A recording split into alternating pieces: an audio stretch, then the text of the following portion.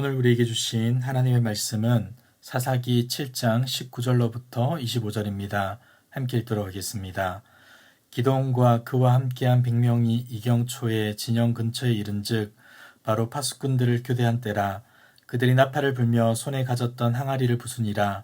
세대가 나팔을 불며 항아리를 부수고 왼손에 횃불을 들고 오른손에 나팔을 들어 불며 외쳐 이르되 여호와와 기드온의 칼이다 하고 각기 제자리에 서서 그 진영을 에워싸매 그 온 진영의 군사들이 뛰고 부르짖으며 도망하였는데 300명이 나팔을 불 때 여호와께서 그 온 진영에서 친구끼리 칼로 치게 하심으로 적군이 도망하여 스레라의 벳시다에 이르고 또 답바에 가까운 아벨 무올라의 경계에 이르렀으며 이스라엘 사람들은 납달리와 아셀과 온 므낫세에서부터 부름을 받고 미디안을 추격하였더라. 기드온이 사자들을 보내서 에브라임 온 산지로 두루다니게 하여 이르기를 내려와서 미디안을 치고 그들을 앞질러 벳바라와 요단강에 이르는 수로를 점령하라 하매 이에 에브라임 사람들이 다 모여 벳바라와 요단강에 이르는 수로를 점령하고 또 미디안의 두 방백 오렙과 스앱을 사로잡아 오렙은 오렙 바위에서 죽이고 스앱은 스앱 포도주 틀에서 죽이고 미디안을 추격하였고 오렙과 스앱의 머리를 요단강 건너편에서 기드온에게 가져왔더라. 아멘. 하나님의 능력과 승리를 확신한 기드온은 병사들에게 일어나라 라고 외쳤습니다. 이 같은 부르짖음이 있은 다음이라면 대부분의 경우 전투로 이어지겠지만 기드온은 먼저 전략을 세우고 그것을 병사들에게 전달합니다.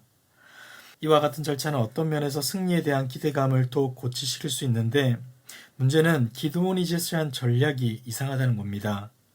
여러분, 기드온이 세운 전략이 무엇입니까? 300명의 병사를 세대로 나누어 각기 나팔과 빈 항아리를 들게 하고 항아리로는 횃불을 감추라고 명령합니다.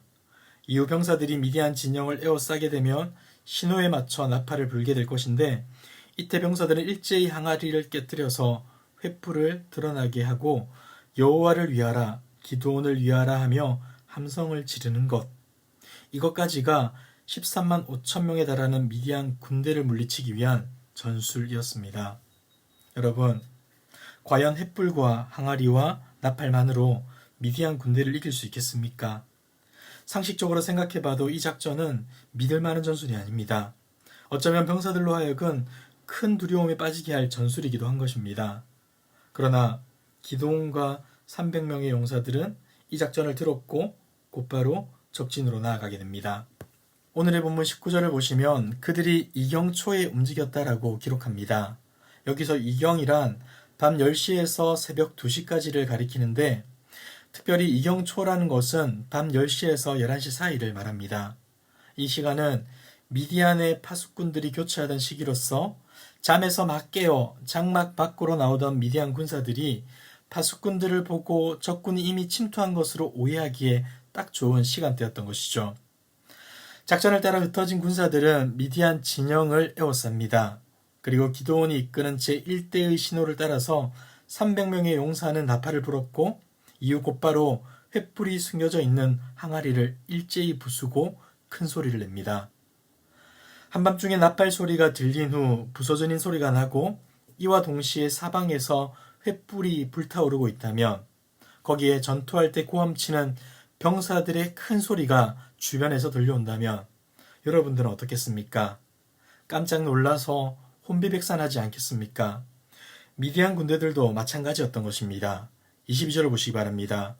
300명이 나팔을 불 때에 여호와께서 그 온 진영에서 친구끼리 칼로 치게 하심으로 기드온과 그의 군대는 그저 가만히 서서 적진을 사면으로 에워싼 채 왼손엔 횃불을 들고 오른손에 나팔을 들어 불면서 고함을 외쳤을 뿐인데 미디안 군대는 자기들끼리 싸우기 시작한 겁니다.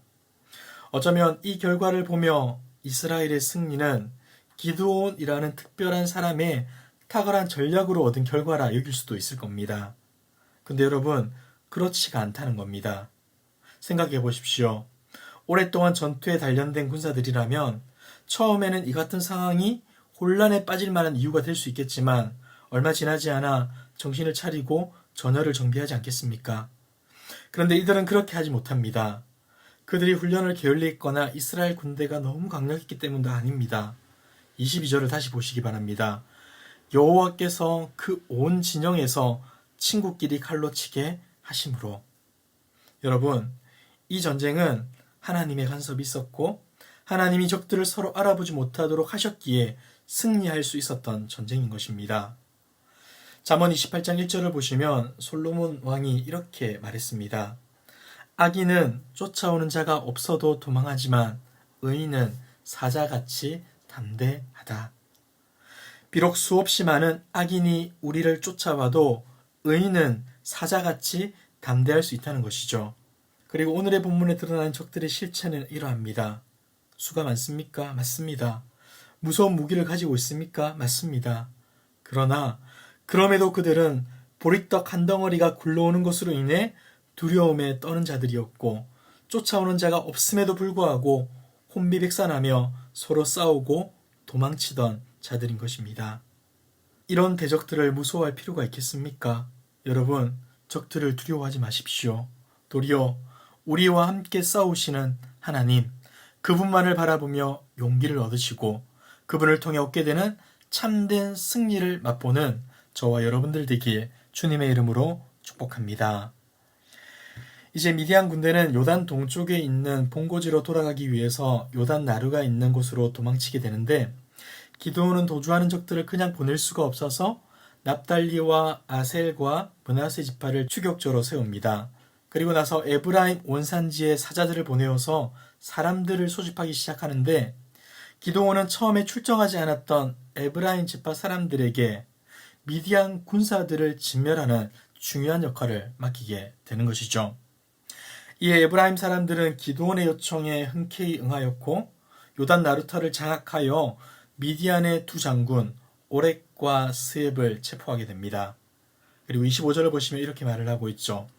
또 미디안의 두 방백 오렙과 스앱을 사로잡아 오렙은 오렙 바위에서 죽이고 스앱은 스앱 포도주 틀에서 죽이고 미디안을 추격하였고 오렙과 스앱의 머리를 요단강 건너편에서 기드온에게 가져왔더라. 여기서 나오는 오렙은 까마귀, 스앱은 이리 또는 늑대라는 뜻을 가지는데 이런 이름은 고대 아랍어 이름에 흔히 사용되는 이름으로 미디안 사람들에게는 딱 알맞은 이름 같습니다. 그들은 정처 없이 날아다니는 까마귀처럼 이리저리 어슬렁거리며 사냥하는 이리처럼 살아왔지만 그들은 결국 이스라엘의 포로가 되었고 이후 오렙은 자신의 인생을 든든히 바쳐주던 바위에서 스앱은 생명의 보존을 가능케 했던 포도주 틀에서 생을 마감하게 된 것이죠. 사랑하는 성도 여러분, 우리는 때때로 너무나 커 보이는 악의 권세와 힘 앞에서 좌절하고 절망할 때가 있습니다. 나는 가진 것이 없는데, 나에겐 아무런 힘과 능력이 없는데 하며 승리보다 패배를 당연한 것처럼 받아들일 때가 많다는 것이죠. 그런데 여러분, 우리는 오늘의 말씀을 살펴보며 반드시 기억해야 할 것이 있습니다. 우리가 승리할 수 있는 이유는 내가 가진 힘이나 능력, 병력, 무기, 전술에서 기인하는 것이 아니라 오직 우리와 함께 하시는 하나님, 우리보다 먼저 나가서 싸우시는 하나님 때문에 승리할 수 있다는 것이죠. 우리 모두는 기드온처럼 의심도 많고 겁도 많은 존재이지 않습니까? 그런데 그런 기드온이 하나님의 일하심을 믿음의 눈으로 바라보고 나아갈 때 어떻게 됩니까? 오늘의 승리를 맛볼 수 있었던 것이죠. 사랑하는 성도 여러분, 눈앞에 보이는 이런저런 이유들로 주저하고 망설이고 핑계대는 인생이 아니라 오늘도 신실하게 일하시고 역사하시는 하나님, 이미 우리에게 승리를 주신 하나님을 바라보면서 오늘도 믿음의 걸음을 주님과 함께 한 걸음 한 걸음 걸어나가는 저와 여러분들의 복된 인생 되시길 주님의 이름으로 축복합니다. 기도하겠습니다. 사랑과 은혜가 풍성하신 하나님 아버지, 오늘도 존귀하신 하나님의 이름을 높여드리며 함께 예배할 수 있도록 인도하여 주심에 감사드립니다. 그러나 우리의 모습에는 기드온과 같은 연약함이 있음을 고백합니다. 하나님의 말씀에 즉각적으로 순종하기보다 눈앞에 보여지는 문제와 현실로 인해 머뭇거리고 여러 이유들을 핑계거리로 삼을 때가 많이 있습니다. 보이는 문제에만 집중하지 않게 하시고 오직 하나님의 능력을 바라보며 하나님이 이루어 놓으신 승리를 맛보는 삶 살아갈 수 있도록 도와주시옵소서. 이 모든 말씀 예수 그리스도의 이름으로 기도드리옵나이다. 아멘.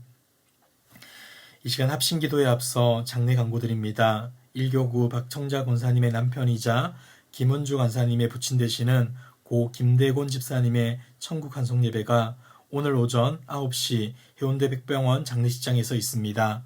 교회에서는 오전 8시 30분에 출발할 예정입니다.